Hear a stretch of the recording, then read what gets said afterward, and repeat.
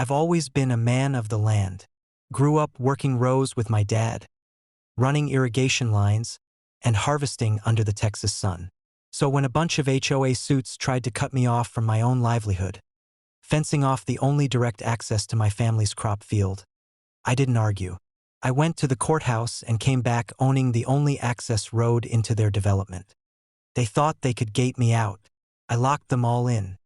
It started when the High Creek Meadows HOA moved in just west of our 120-acre property.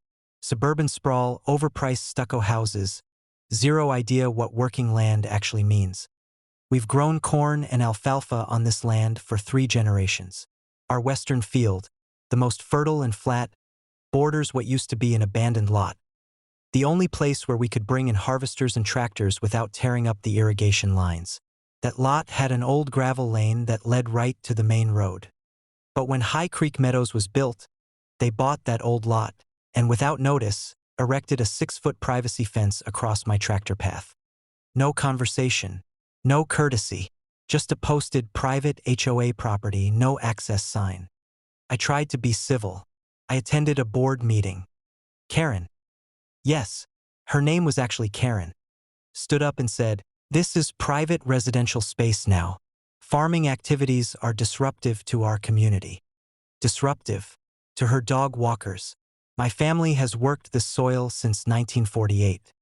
Without that lane, I had no way to get harvesting equipment into the west field without driving over acres of crops. I asked the county. They said the road was private now, nothing they could do. The HOA refused to grant even temporary access. So I did what they never saw coming. I tracked down the parcel next to the HOA's front gate. Turns out, the narrow half-acre lot beside their only entry road, the one with the old cattle fencing and crumbling shed, was owned by a retired rancher in Montana who hadn't set foot on it in a decade. A few calls later, I bought it. Cash. 2 weeks later, I had a metal contractor install a remote-controlled steel gate across the only paved entrance into High Creek Meadows. And because my newly purchased land included the road's easement, I had full legal right to restrict access. That Monday, Karen called the sheriff.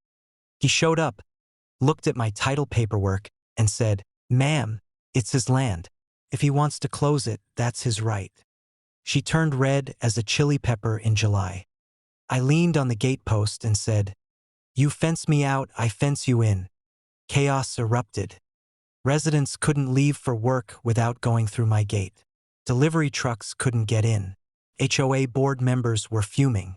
One guy offered to buy back the strip for $10,000. I laughed. I'd already put in security cameras and automatic license plate scanning. Anyone without permission? Denied entry. After 3 days, the HOA begged me to negotiate. I offered a deal.